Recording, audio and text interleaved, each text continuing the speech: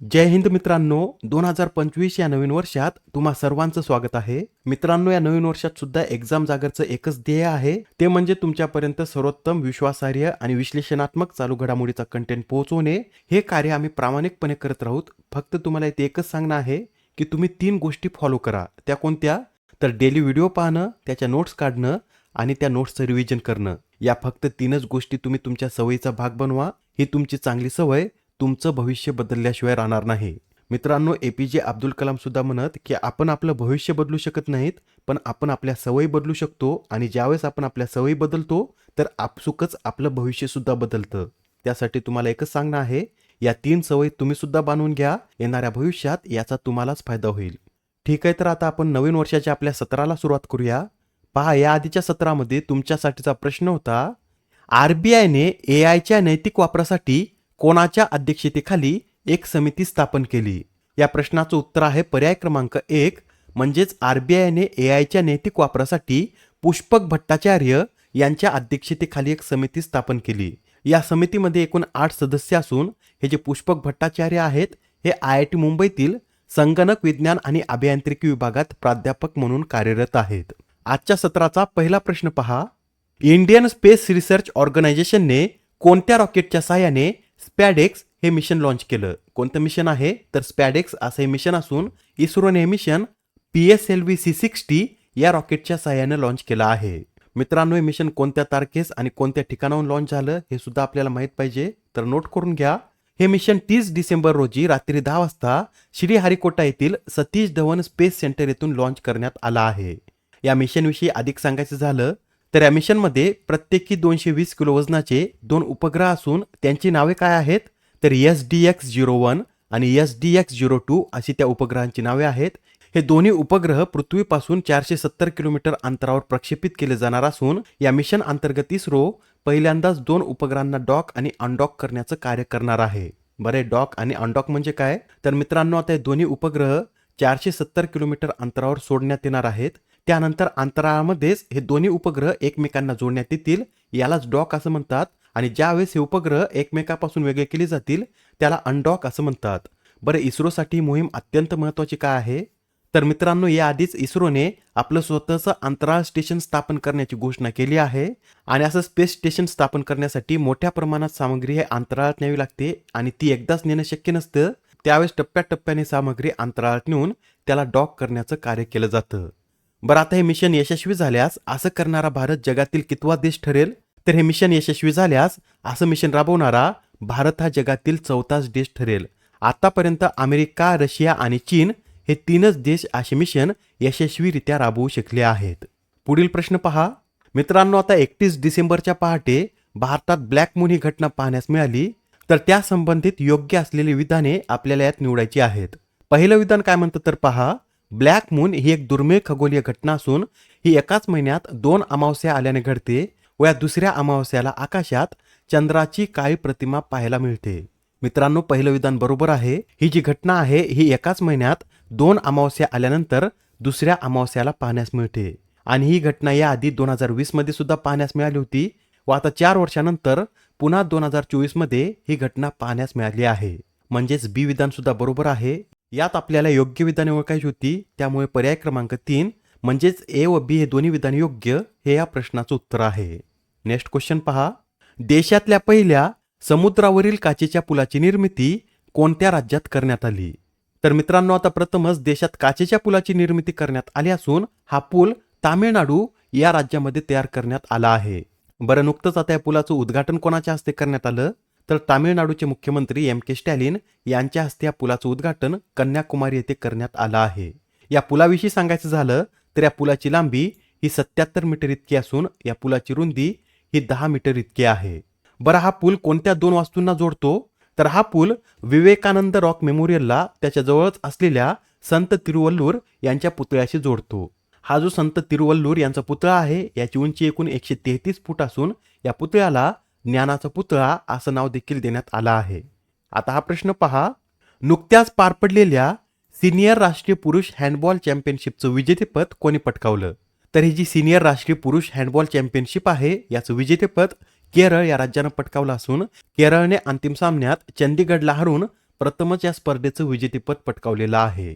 याचा अंतिम सामना केरळमधील चांगनासेरी येथे पार पडला होता व या स्पर्धेमध्ये सर्वोत्कृष्ट खेळाडू या पुरस्काराने केरळच्याच देवेंद्र यांना सन्मानित करण्यात आलं, तर सर्वोत्कृष्ट गोलरक्षकाचा पुरस्कार हा राहुल यांना देण्यात आला आहे. पुढील प्रश्न, केंद्रीय राखीव पोलीस दलाचे म्हणजे CRPFचे नवीन महासंचालक म्हणून कोणाची नियुक्ती करण्यात आली? तर आता केंद्रीय राखीव पोलीस दलाचे नवीन महासंचालक म्हणून विपुल कुमार यांची नियुक्ती करण्यात आली आहे. विपुल कुमार यांच्या आधी या पदावर अनिश दयाल सिंग हे कार्यरत होते, पण आता ते 31 डिसेंबर रोजी निवृत्त झाल्यानंतर त्यांच्या जागी विपुल कुमार यांची नियुक्ती करण्यात आली आहे. विपुल कुमार यांच्याविषयी सांगायचं झालं तर ते उत्तर प्रदेश कॅडरचे 1993च्या बॅचचे IPS अधिकारी आहेत व ते याआधी CRPFचे विशेष महासंचालक म्हणून कार्यरत होते व आता त्यांनाच CRPFचं महासंचालक बनवण्यात आलं आहे. 2012 साली त्यांनी UP पोलिसांचे महानिरीक्षक म्हणून देखील कार्य केलं होतं. बरं, या CRPFची स्थापना कधी करण्यात आली? तर 1939 मध्ये या CRPFची स्थापना क्राऊन रिप्रेझेंटेटिव्ह पोलीस म्हणून करण्यात आली होती. स्वातंत्र्यानंतर 28 डिसेंबर 1949 रोजी याचं नामकरण केंद्रीय राखीव पोलीस दल असं करण्यात आलं. आता हा प्रश्न पहा, यात काय विचारला आहे, तर प्रथमच कोणत्या देशात आंतरराष्ट्रीय बलून महोत्सवाचे आयोजन करण्यात आले? कोणता महोत्सव आहे? तर आंतरराष्ट्रीय बलून महोत्सव व या महोत्सवाचं आयोजन नेपाळ या देशामध्ये करण्यात येत आहे आणि नेपाळमध्ये हा महोत्सव प्रथमच आयोजित करण्यात येत असून याची सुरुवात 24 डिसेंबर पासून झाली आहे व हा महोत्सव 2 जानेवारी 2025 पर्यंत चालणार आहे. या महोत्सवात व्हिएतनाम, जपान, ब्राझील, दक्षिण कोरिया, मलेशिया आणि UK हे देश सुद्धा सहभागी झाले आहेत. आता इथे आपण नेपाळ या देशाविषयी बोलत आहोत, तर नेपाळविषयी हे सुद्धा लक्षात ठेवा. भारत आणि नेपाळ या दोन्ही देशामध्ये एकूण 1751 किलोमीटरची सीमा संलग्न असून नेपाळ या देशाला भारतातील उत्तराखंड, उत्तर प्रदेश, बिहार, पश्चिम बंगाल आणि सिक्कीम या 5 राज्यांच्या सीमा संलग्न आहेत. नेपाळची राजधानी काठमांडू, चलन नेपाळी रुपया, तर सध्या नेपाळचे राष्ट्रपती हे रामचंद्र पोडेल आहेत. पुढील प्रश्न, खालीलपैकी कोणत्या आंतरराष्ट्रीय विमानतळाने बेस्ट डोमेस्टिक एअरपोर्टचा पुरस्कार पटकावला? या प्रश्नाचं उत्तर आहे पर्याय क्रमांक 2 म्हणजेच मनोहर आंतरराष्ट्रीय विमानतळाने बेस्ट डोमेस्टिक एअरपोर्टचा पुरस्कार पटकावला आहे. मित्रांनो, येणाऱ्या एक्झाममध्ये हमखास हा वन लाइनर प्रश्न विचारण्यात येईल, तर नोट करून घ्या. बेस्ट डोमेस्टिक एअरपोर्टचा पुरस्कार हा मनोहर आंतरराष्ट्रीय विमानतळानं पटकावला आहे. बरं, हे मनोहर आंतरराष्ट्रीय विमानतळ कोणत्या राज्यात स्थित आहे? तर हे आंतरराष्ट्रीय विमानतळ गोवा या राज्यात स्थित आहे. आता हा प्रश्न पहा, वर्ल्ड ऑडिओ व्हिज्युअल एंटरटेनमेंट समिटचं आयोजन कोणत्या देशात करण्यात येईल? तर ही जी world audio visual entertainment summit आहे याचं आयोजन आपल्या भारतात करण्यात येणार असून भारतात प्रथमच या परिषदेचं आयोजन होणार आहे. ही जी परिषद आहे ही वेव्ज या नावाने सुद्धा ओळखली जाते व या परिषदेचं आयोजन भारतातील नवी दिल्ली या शहरात 5 ते 9 फेब्रुवारी दरम्यान करण्यात येईल. नेक्स्ट क्वेश्चन पहा, अलीकडे चर्चेत असलेले मुआन हे आंतरराष्ट्रीय विमानतळ कोणत्या देशात स्थित आहे? तर मित्रांनो, हे मुआन आंतरराष्ट्रीय विमानतळ दक्षिण कोरियामध्ये स्थित असून हे सध्या चर्चेमध्ये का आलं आहे? तर 29 डिसेंबर रोजी दक्षिण कोरियाच्या विमानतळावर एक विमान अपघात होऊन यात 100 पेक्षा अधिक लोकांना आपला जीव गमवावा लागलेला आहे. ज्या विमानाचा अपघात झाला होता त्या विमानाचं नाव काय आहे? तर जेजू एअरलाइन्सचे बोईंग 737-800 हे विमान येथे अपघातग्रस्त झालं आहे. या विमानाचं नाव सुद्धा नोट करून घ्या. बऱ्याच वेळा विमानाचं नाव सुद्धा एक्झाममध्ये विचारण्यात येतं. मित्रांनो, याआधी सुद्धा एका विमानाचा कझाकस्तानमध्ये एक अपघात झाला होता. बरं, हे अपघातग्रस्त विमान कोणत्या एअरलाइन्सचं होतं? तर अझरबैजान एअरलाइन्सचं विमान असून या विमानाचं नाव एम्ब्रेर 190 असं आहे. नेक्स्ट क्वेश्चन पहा, अलीकडेच प्रकाशित झालेले स्टॅम्प्ड हे आत्मचरित्र कोणाचं आहे?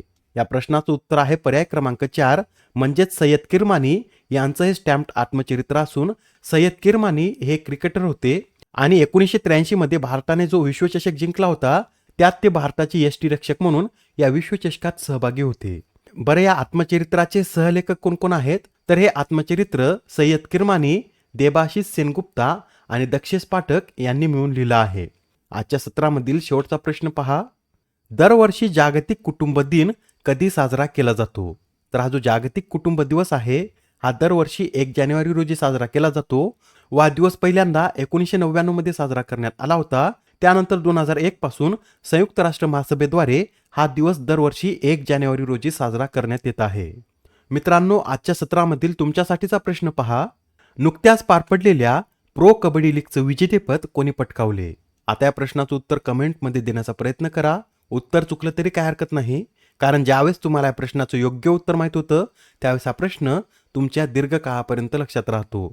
तर आता पुढच्या सत्रामध्ये पुन्हा भेटूया. धन्यवाद.